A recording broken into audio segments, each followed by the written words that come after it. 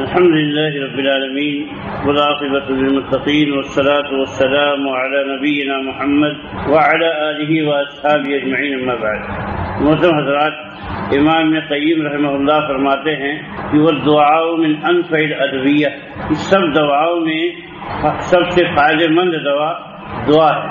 وہو عدو البلاء، اور وہ مصیبت کی دشمن ہے. ويدفعه ويعالجه، وہ اس کو دفع کر دیتی ہے، اس کا معالجہ کرتی ہے. ويمنع نزوله، اور اس کو اترنے سے روکتی ہے. ويرفعه، اور اس کو رفع کر دیتی ہے. اور يخففه اذا نزل، یا اگر نازل بھی ہو جائے تو اس میں تخفیف کر دیتی ہے. اور وهو سلاح المومن، اور وہ مومن کا ہتھیار ہے. كما روى الحاكم من حديث علي بن ابي طالب رضي الله عنه مرفوعا، جیسا کہ حاکم نے علی بن ابی طالب رضی اللہ عنہ کی حدیث سے مرفوعا روایت کیا ہے کہ ان الدعاء سلاح المؤمن وعماد الدین ونور السماوات والارض، یقیناً دعا مومن کا ہتھیار، دین کا ستون اور آسمان و زمین کا نور ہے. یہ روایت حقیقت میں کیا ہے؟ دیکھیے، کبھی کبھی ایسا ہوتا ہے کہ ہم یہ سوچتے ہیں کہ دیکھو فلاں عالم نے یہ بات نقل کی، فلاں عالم نے یہ بات نقل کی ہے تو بہت مستند ہوگی.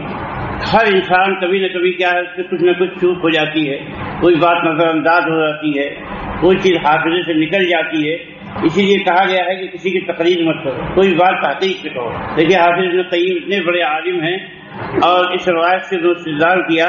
حالانکہ یہ حدیث کیا ہے؟ موضوع گڑی ہوئی ہے، جیسا کہ سلسلۃ الضعیفہ میں علامہ البانی نے بیان فرمایا ہے 179 نمبر کے تحت جو ہے کہ یہ حدیث کیا ہے؟ موضوع ہے.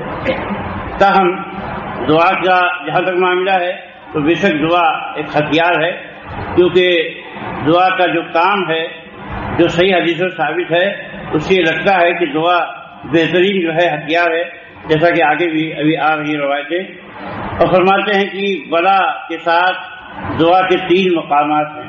پہلی تو یہ ہے، پہلا مقام تو یہ ہے کہ دعا بلا سے زیادہ طاقتور ہو اور وہ اس کو بھگا دے. دعا کب طاقتور ہوتی ہے میرے بھائی؟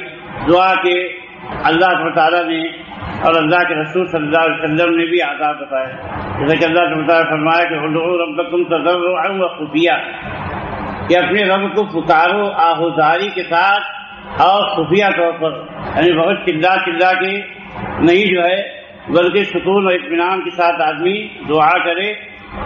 اور سب سے پہلی شرط جو اس میں ہے وہ یہ ہے کہ اخلاص آدمی کے اندر پایا جاتا ہو، پوری توجہ دل کی پائی جاتی ہو، اور اللہ تعالی صرف آدمی بہت پر امید ہو کہ میرا رب ضرور میری پریشانیوں کو دور کرے گا، میری حاجتیں پوری کرے گا اور میری مراد اللہ تعالیٰ پوری کرے گا. اور ساتھ ہی کیا ہے کہ دل جو زبان سے بات نکل رہی ہے، دل بھی اس کا ساتھ دے رہا ہو. ورنہ ایسا ہوتا ہے کہ بھائی زبان سے ہم کوئی لفظ دوہرا رہے ہوتے ہیں، دل دماغ کہیں اور گھوم رہا ہوتا ہے، تو ایسی دعا کو اللہ کے نبی صلی اللہ علیہ وسلم نے فرمایا کہ اللہ تعالیٰ قبول نہیں کرتا.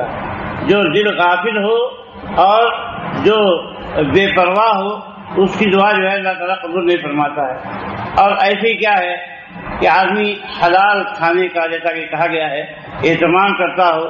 اور اسی طریقے سے جو دعا کے آداب ہیں تو وہ دعا آدمی اللہ کی حمد و ثنا بیان کرے، نبی صلی اللہ علیہ وسلم پہ ضرور بھیجے اور اس طریقے سے دعا کرے. اور دعا کیا ہے؟ الہا کے ساتھ جو ہے اللہ تعالیٰ جیسے بھکاری مانگتا ہے، ایسے اگر آدمی مانگتا ہے تو یقیناً دعا کا اثر ہوتا ہے. اور دعا کی قبولیت کے بہت سے اچھے اوقات ہیں. ان اوقات میں اگر آدمی دعا مانگے تو اللہ تعالیٰ کے یہاں زیادہ مقبول ہوتی، جیسے رات کے پچھلے پہر، صبح کے وقت جو ہے، جو آدمی فجر کے وقت سے پہلے جو ہے بہترین وقت ہوتا ہے، کیونکہ اللہ تعالیٰ سمائے دنیا کی طرف نزول فرماتا ہے رات میں. تو ایسے وقت میں دعا کرنا، یا بارش ہو رہی ہو، یا اسی طریقے سے جمعہ کے عصر کے بعد جو گھڑی آتی ہے، اس طرح کی جو حدیث میں فضیلت والے اوقات بتائے گئے ہیں، تو ان میں دعا کرنے سے دعا قبول ہوتی ہے. تو دعا اگر طاقتور ہو تو بلا کو بھگا دیتی. اور دوسرا مقام یہ ہے کہ بلا سے کمزور ہو دعا، اور بلا اس پہ غالب آ جائے تو ایسی صورت میں بندے کو مصیبت ظاہر ہو جاتی، لیکن پھر بھی دعا فائدے خالی نہیں کہا کہ مصیبت کو کچھ نہ کچھ کم ضرور کر دیتی ہے. تو اس لیے کیا ہے، دعا سے کبھی بھی غافل آدمی کو نہیں ہونا چاہیے. اور تیسری چیز یہ ہے کہ دعا اور مصیبت دونوں آپس میں مقابلہ کرتے ہیں اور ایک دوسرے کو جو ہے اس کے ٹارگیٹ تک پہنچنے نہیں دینا چاہتے. یہ مقابلہ چلتا رہتا ہے. اور حاکم نے اپنی صحیح میں ابو عامہ عائشہ رضی اللہ تعالیٰ عنہ سے روایت کیا ہے، بیان فرماتی کہ رسول اللہ صلی اللہ علیہ وسلم فرمایا لا یغنی حذر من قدر والدعاء ينفع مما نزل ومما ينزل وإن البلاء لينزل فيلقاه الدعاء فيعتلجان إلى يوم القيامة. فرمایا کہ احتیاط تقدیر سے فائدہ نہیں دے سکتی، اور دعا ان چیزوں میں بھی نفع بخش ہے جو نازل ہو چکی ہیں اور ان چیزوں میں بھی جو نازل ہونے والی ہیں. اور بلا نازل ہوتی ہے تو دعا اس کا استقبال کرتی ہے، اس سے ملاقات کرتی ہے اور دونوں بھڑ جاتے ہیں اور قیامت تک ایسے ہی چلتا رہتا ہے. یعنی وہ دونوں آپس میں بھڑے ہی رہ جاتے ہیں. تو دعا اتنی پاورفل چیز ہے، لیکن کیا ہے، دعا کی اہمیت جو ہے ہمارے درمیان سے ہٹتی چلی جا رہی ہے. اور دعا کی جو مختلف اوقات میں اللہ کے نبی صلی اللہ علیہ وسلم نے خصوصی ترغیب دی ہے، وہ دعا ہماری زندگی سے نکل رہی ہے.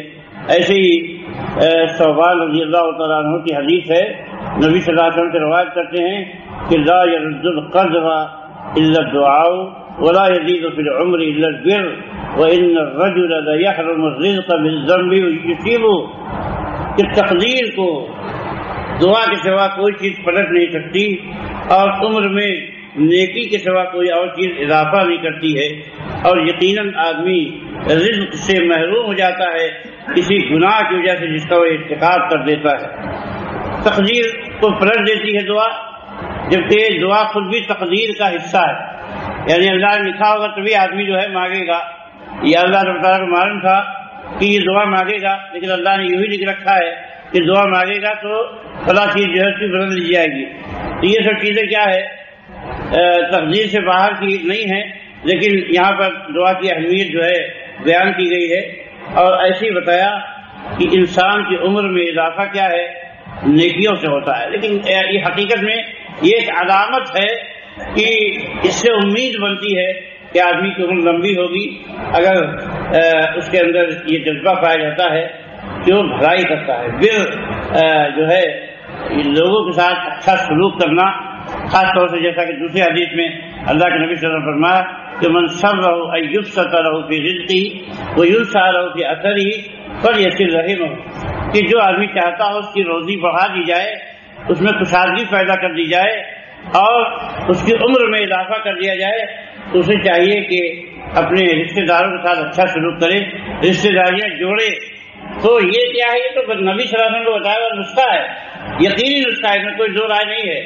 اور مومن کو اس پر ایمان اور یقین رکھنا ہی چاہیے کہ اگر جو ہے اپنے رشتہ داروں سے اچھا سلوک کریں گے تو عمر بڑھ جائے گی، اور اگر اچھا سلوک کریں گے تو روزی بھی بڑھ جائے گی جو ہے. تو اسی لیے عام طور پر یہ دیکھنے میں آتا ہے کہ جو آدمی سب کے ساتھ بھلا کرتا ہے تو اللہ تعالیٰ اس کے لیے اس کے ہاتھ کو ہمیشہ کشادہ رکھتا ہے اور ایسے راستوں سے روزی دیتا ہے، اس کو تصور بھی نہیں ہوتا ہے. تو یہ بہت ہی اہم نقطہ ہے.